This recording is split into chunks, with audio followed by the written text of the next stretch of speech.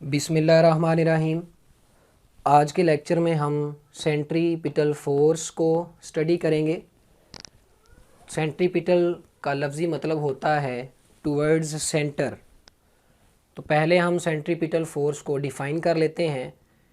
Centripetal force एक ऐसी force है जो हमें चाहिए होती है to bend normally straight path of a particle, कि अगर एक पार्टिकल स्ट्रेट लाइन के अलॉन्ग मूव कर रहा है और हम उसके पाथ को बेंड करके मोड़ के सर्कुलर पाथ में तब्दील करना चाहते हैं, तो स्ट्रेट लाइन मोशन को सर्कुलर मोशन में कन्वर्ट करने के लिए हमें जो फोर्स चाहिए होती है उसे हम बेटा सेंट्रीपिटल फोर्स कहते हैं। तो आज की डिस्कशन में हम ये सीखेंगे कि सेंट्रीपिटल फोर्स पार्टिकल के स्ट्रेट लाइन पाथ को बेंड किस तरह करती है, और फिर हम सेंट्रीपिटल फोर्स का फार्मूला जो है वो ड्राइव करेंगे। तो फ़र्ज़ कर लें हमारे पास एक पार्टिकल है जो इस पॉइंट पर मौजूद है और यहाँ से वो इस डायरेक्शन में मूव कर रहा है, यानी कि उसकी लीनियर वेलोसिटी की डायरेक्शन हमारे पास ये टूवर्ड्स राइट आ जाएगी। अब बेटा इस पार्टिकल का इनर्शिया ये चाहता है कि ये पार्टिकल हमेशा इसी डायरेक्शन में जाता रहे, टुवर्ड्स राइट ही जाता रहे। लेकिन अगर इस पॉइंट पर इस पार्टिकल पर इधर को एक फोर्स लग जाए, नीचे की तरफ ये वाली फोर्स लग जाए, तो इस फोर्स के लगने से क्या होगा, पार्टिकल इधर को जाना चाह रहा था लेकिन हमने उस पर नीचे की तरफ एक फ़ोर्स लगा दी, तो अब पार्टिकल का ये स्ट्रेट लाइन पाथ जो इधर को है ये थोड़ा सा बेंड हो जाएगा और पार्टिकल इधर को आना शुरू हो जाएगा। यहाँ से पार्टिकल इस फोर्स की वजह से बेंड हुआ, जब पार्टिकल यहाँ पहुँचा तो अब पार्टिकल की लीनियर वेलोसिटी नीचे की डायरेक्शन में है। अब पार्टिकल का इनर्शिया ये चाहता है कि पार्टिकल नीचे को ही जाता रहे, इस स्ट्रेट लाइन के अलॉन्ग ही मूव करता रहे।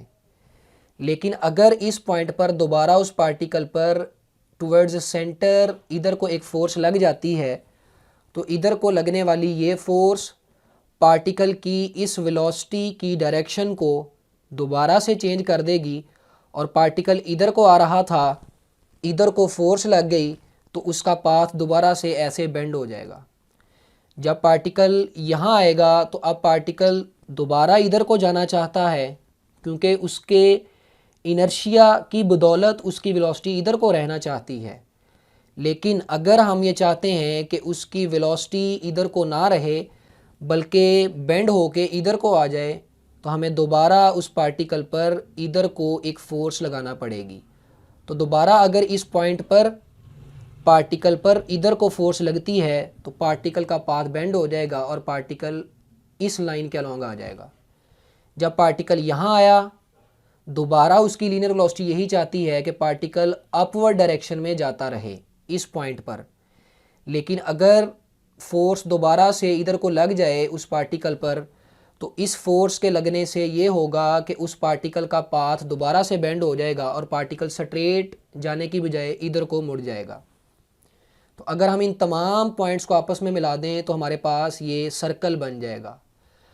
तो ये वो वाली फोर्स है जो कि इस पॉइंट की तरफ लग रही है हर पॉइंट पर, और यहाँ यहाँ यहाँ यहाँ इन चार पॉइंट्स की हमने बात की है।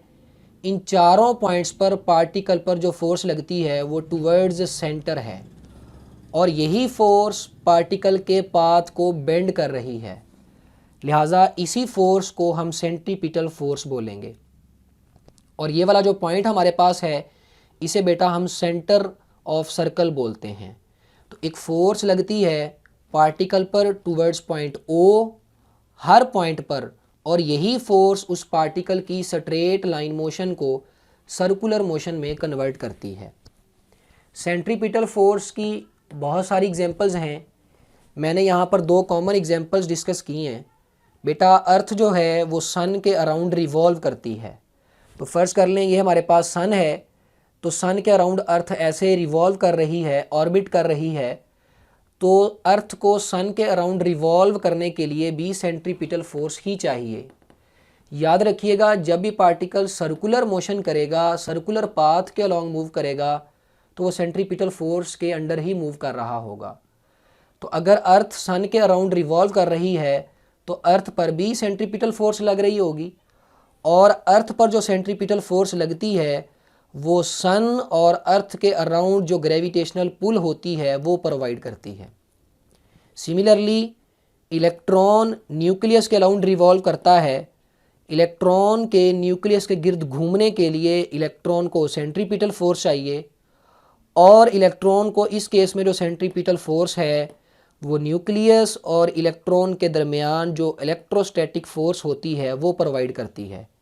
क्योंकि इलेक्ट्रॉन पर नेगेटिव चार्ज होता है, न्यूक्लियस पर पॉजिटिव चार्ज होता है, तो पॉजिटिव और नेगेटिव के दरमियान इलेक्ट्रोस्टैटिक फोर्स होती है, और वही इलेक्ट्रोस्टैटिक फोर्स यहाँ पे इलेक्ट्रॉन को सेंट्रीपिटल फोर्स प्रोवाइड करती है ताकि इलेक्ट्रॉन न्यूक्लियस के अराउंड रिवॉल्व कर सके। अब बेटा हम सेंट्रीपिटल फोर्स का फार्मूला जो है वो ड्राइव करते हैं। तो इसके लिए मैंने ये सपोज किया है कि हमारे पास एक पार्टिकल है जिसका मैस m है, और वो पार्टिकल एक सर्कल के अलॉन्ग मूव कर रहा है, और उस सर्कल का रेडियस हमने r लिया है, और हमने ये सपोज किया है कि पार्टिकल जब सर्कल के अलॉन्ग मूव करता है तो उसकी जो स्पीड है वो कांस्टेंट रहती है। स्पीड को बेटा आप जानते हैं, वेलोसिटी की मैग्नीट्यूड को स्पीड बोला जाता है। तो हमने एक पार्टिकल लिया है जो इस सर्कल में मूव कर रहा है, और सर्कल में मूव करने दौरान उसकी जो वेलोसिटी की मैग्नीट्यूड है यानी जो स्पीड है वो कांस्टेंट रहती है, और उस स्पीड को हमने v से रिप्रेजेंट कर लिया है। तो फ़र्ज़ करें हमारे पास पार्टिकल जो है वो इस पॉइंट A पर मौजूद है यहाँ पर, और यहाँ से पार्टिकल मूव करके इस पॉइंट B तक चला जाता है। तो ये बेटा हमारे पास आ जाएगा O point, centre of circle, इसको पॉइंट A कह लें, और ये वाला जो हमारे पास पॉइंट है इसको पॉइंट B कह लें। तो पॉइंट A से B तक जब पार्टिकल गया तो उसने इस कर्व पाथ के अलॉन्ग मूव किया, यानी सर्कल की आर्क लेंथ के अलॉन्ग मूव किया। तो यहाँ हमारे पास सर्कल की आर्क लेंथ AB आ जाएगी। अगर मैं O से A तक के डिस्टेंस की बात करूँ तो ये हमारे पास सर्कल का रेडियस होगा, और अगर मैं O से B तक के डिस्टेंस की बात करूँ तो वो भी हमारे पास रेडियस ही है। यानी हम लिख सकते हैं OA is equal to OB, और ये दोनों इक्वल हैं रेडियस ऑफ सर्कल के। अब अगर पार्टिकल A और B के दरमियान बहुत थोड़ी देर के लिए मूव करता है, तो याद करें मैंने आपको बताया था कि अगर पार्टिकल दो पॉइंट्स के दरमियान बहुत शॉर्ट इंटरवल के लिए मूव करता है तो फिर हम आर्क लेंथ को लीनियर डिस्प्लेसमेंट बोल सकते हैं। तो अगर पार्टिकल A और B के दरमियान शॉर्ट इंटरवल के लिए मूव करेगा तो A और B के दरमियान हमारे पास जो लाइन है वो स्ट्रेट हो जाएगी। अब यहाँ बेटा OA और OB के दरमियान ये एक एंगल बन रहा है, इस एंगल को मैं यहाँ पे थीटा के साथ रिप्रेजेंट कर लेता हूँ। तो मैंने ये वाला पोर्शन जो है इस फिगर का वो ये अलहदा बनाया है। इसमें हमारे पास ये है बेटा पॉइंट O, ये वाला, ये हमारे पास है पॉइंट B, और ये हमारे पास है पॉइंट A। और अभी आपने देखा OA और OB के दरमियान हमारे पास ये वाला एंगल जो है वो एंगल थीटा है। तो ये बात जहन में रखिएगा कि OB और OA के दरमियान जो एंगल है वो थीटा है, और OA और OB दोनों रेडियस के इक्वल हैं। अब जिस वक्त पार्टिकल इस सर्कल के अलॉन्ग मूव करेगा तो हमने ये कहा उसकी स्पीड कांस्टेंट रहेगी, लेकिन आप ये फिगर देखें, और मैंने आपको पहले भी बताया है कि जब एक पार्टिकल सर्कल के अलॉन्ग मूव करता है तो हर पॉइंट पर उसकी जो टेंजेंशियल वेलोसिटी होती है उसकी डायरेक्शन चेंज होती रहती है। इस पॉइंट पर टेंजेंशियल वेलोसिटी इधर को है, इस पॉइंट पर टेंजेंशियल वेलोसिटी इधर को है, और इस पॉइंट पर टेंजेंशियल वेलोसिटी अपवर्ड है। तो जब एक पार्टिकल सर्कल के अलॉन्ग मूव करेगा, बेशक उसकी स्पीड हमने कांस्टेंट कर दी है, लेकिन उसकी जो वेलोसिटी है वो अपनी डायरेक्शन को मुसलसल चेंज करती रहेगी। और आपको पता है वेलोसिटी की डायरेक्शन चेंज हो जाए या वेलोसिटी की मैग्नीट्यूड चेंज हो जाए या दोनों चेंज हो जाएं तो वेलोसिटी वेरिएबल बन जाती है। तो यहाँ भले उसकी मैग्नीट्यूड यानी स्पीड नहीं चेंज हो रही, लेकिन डायरेक्शन चेंज होने की वजह से हम ये कह सकते हैं कि पार्टिकल की वेलोसिटी में चेंज आ रहा है। तो ए से बी तक जाने में पार्टिकल की वेलोसिटी में जो चेंज आया होगा उसको टाइम के लिहाज से हमने लिख लिया है delta we by delta T, यानी कि वेलोसिटी में चेंज की वजह से उस पार्टिकल में एक्सेलरेशन प्रोड्यूस हो जाएगा और एक्सेलरेशन हमारे पास आ जाएगा delta we by delta T. इसको हमने इक्वेशन 1 कह लिया। यहाँ डेल्टा टी हमारे पास वो वाला टाइम है जो पार्टिकल ए से बी तक जाने में लेता है, और डेल्टा वी हमारे पास चेंज इन वेलोसिटी है, यानी जब पार्टिकल यहाँ से यहाँ चला जाता है तो उसकी वेलोसिटी में चेंज कितना आता है वो डेल्टा वी है।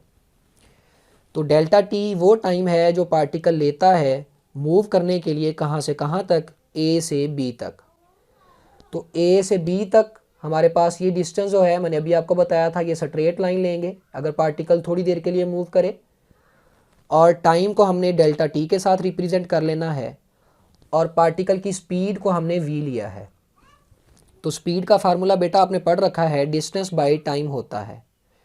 हमें यहाँ से टाइम चाहिए, टाइम को उठा के इधर ले जाएं, स्पीड को इधर ले आएँ, तो हमारे पास आ जाएगा time is equal to distance by speed.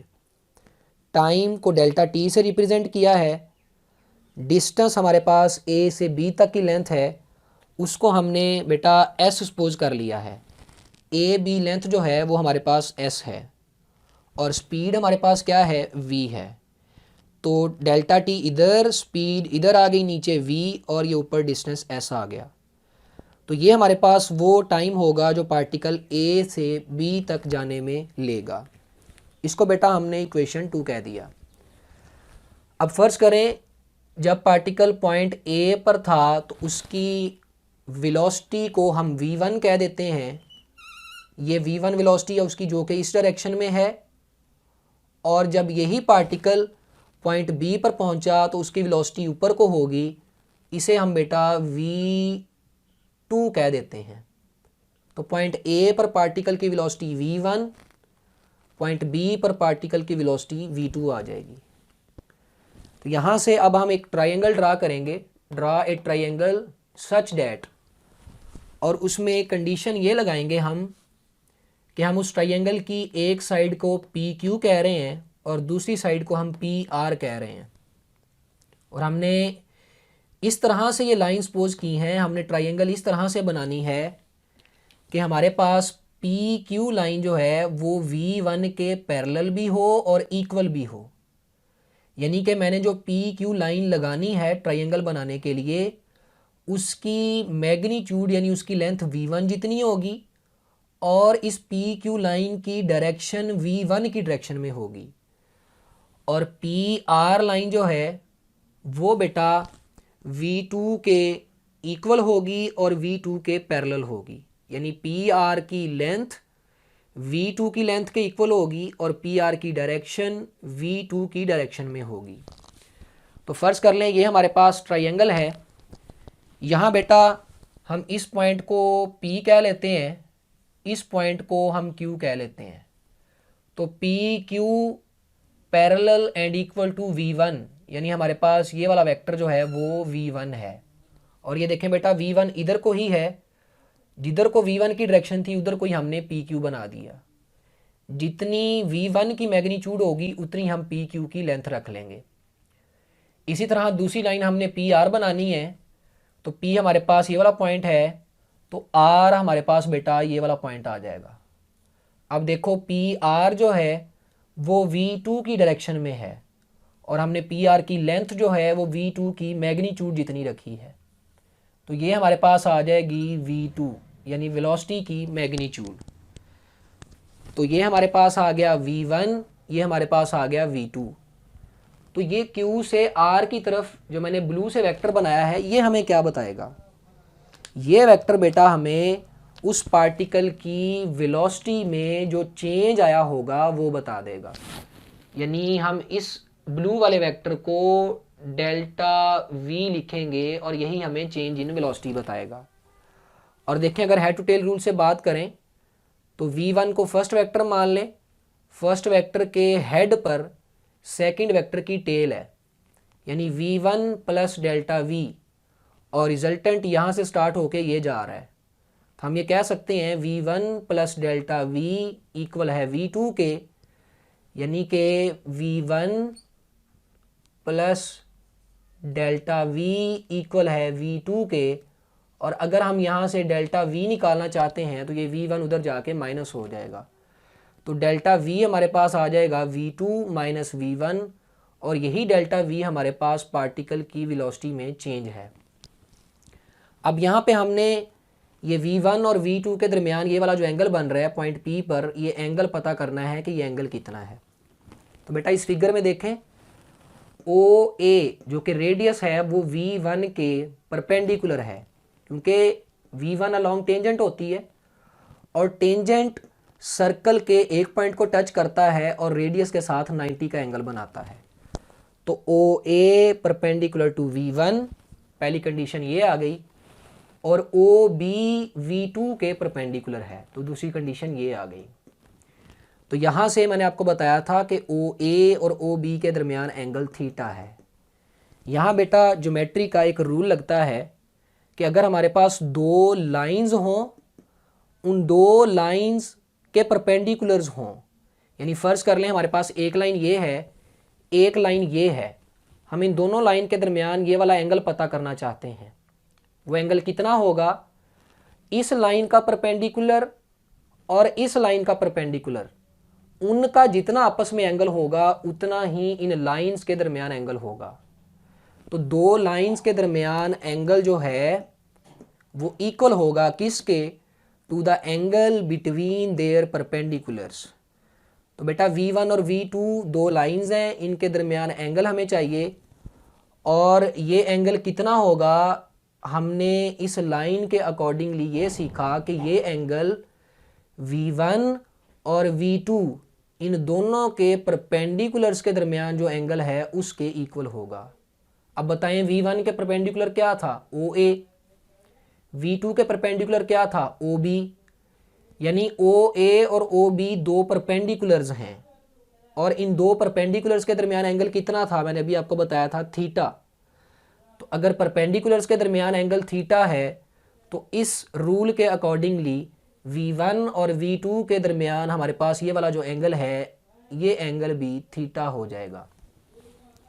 तो इससे हम ये कह सकते हैं कि ट्रायंगल AOB में हमारे पास जो एंगल है और ट्रायंगल QPR में जो एंगल है वो दोनों एंगल इक्वल हैं। दोनों ट्रायंगल्स के एंगल भी इक्वल हो गए। अब बेटा इस ट्रायंगल में OA और OB दोनों इक्वल हैं लेंथ में, क्योंकि दोनों रेडियस है, और यहाँ हमारे पास PQ और PR इक्वल होंगे।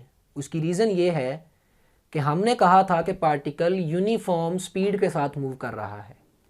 इसका मतलब ये है कि v1 की मैग्नीट्यूड और v2 की मैग्नीट्यूड दोनों इक्वल होंगी। तो जितनी लेंथ हमारे पास ये है PQ उतनी ही PR होगी।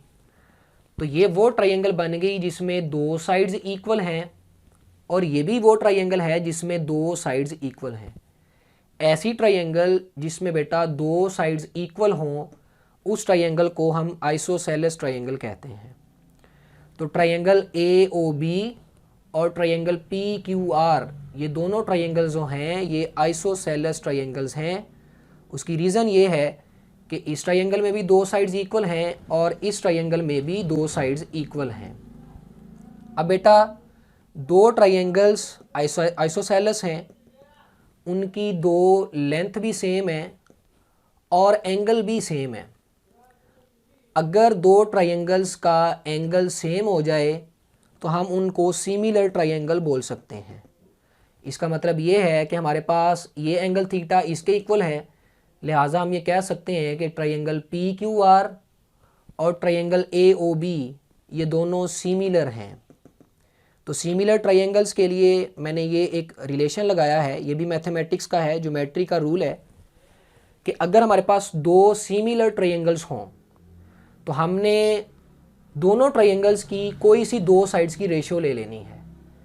यहाँ हमने थीटा के सामने डेल्टा V की रेशो ली है इस v के साथ, v1 v के इक्वल होगा क्योंकि v1 और v2 इक्वल हैं, तो वो कोई वैल्यू होगी जिसको हमने v लिया हुआ है। तो इस ट्राइंगल में डेल्टा v ओवर v हमारे पास दो साइड्स की रेशो आ जाएगी। इसी तरह इस ट्राइंगल में भी हम रेशो ले लेते हैं। तो थीटा के सामने हमारे पास ए बी लेंथ है, इसको हमने s बोला था, तो इधर हमारे पास रेशो आ जाएगी ए बी ओवर आर जो कि हमारे पास ओ ए है। तो याद रखिएगा दो ट्राइंगल्स अगर सिमिलर हैं तो उनकी दो साइड्स की जो रेशो है वो एक दूसरे के इक्वल होगी। तो इस ट्राइंगल में हमारे पास ए बी ओवर ओ ए ओ ए हमारे पास आर है, ये हमारे पास जो है वो इस ट्राइंगल की रेशो हो गई। ये इक्वल होगी इस ट्राइंगल में डेल्टा वी ओवर वी के इक्वल। यहाँ से हमें डेल्टा वी चाहिए, डेल्टा वी एक साइड पे कर लिया, वी दूसरी साइड पे जाके मल्टीप्लाई हो जाएगा। तो डेल्टा वी इक्वल आ गया S over R into V, इसको कह लें इक्वेशन 3। अब बेटा हमें डेल्टा टी टाइम भी मिल गया था, हमें डेल्टा वी यानी चेंज इन वेलोसिटी भी मिल गई है।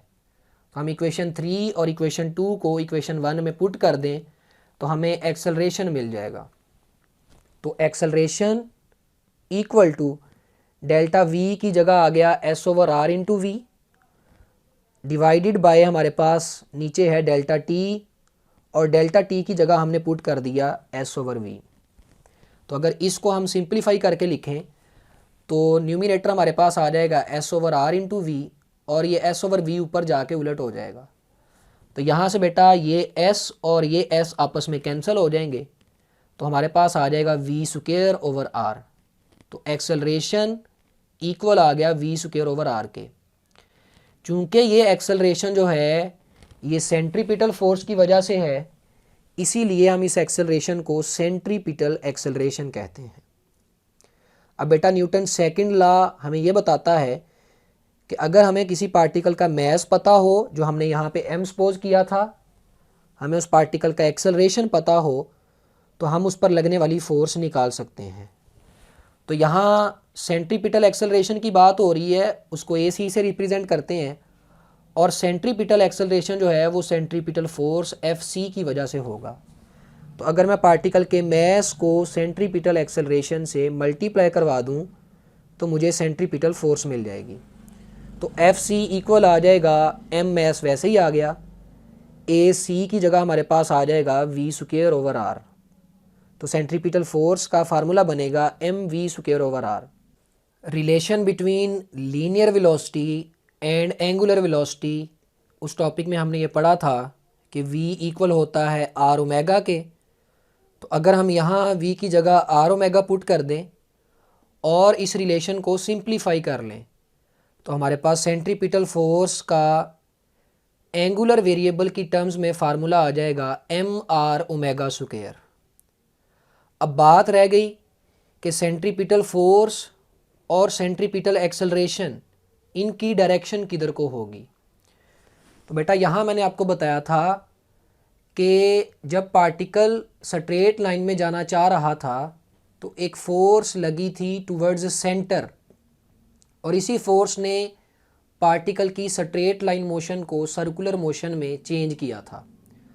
और ये भी आपको बताया था कि सेंट्रीपिटल का लफ्जी मतलब होता है टुवर्ड्स सेंटर, लिहाजा हम ये कह सकते हैं कि सेंट्रीपिटल फोर्स की डायरेक्शन हमेशा सर्कल के सेंटर की तरफ होती है। ये देखें यहाँ पर भी टुवर्ड्स सेंटर है, यहाँ भी टुवर्ड्स सेंटर है, इस पॉइंट पर भी टुवर्ड्स सेंटर है, इस पॉइंट पर भी टुवर्ड्स सेंटर है। तो हर पॉइंट पर सेंट्रीपिटल फोर्स जो है वो टुवर्ड्स सेंटर होगी।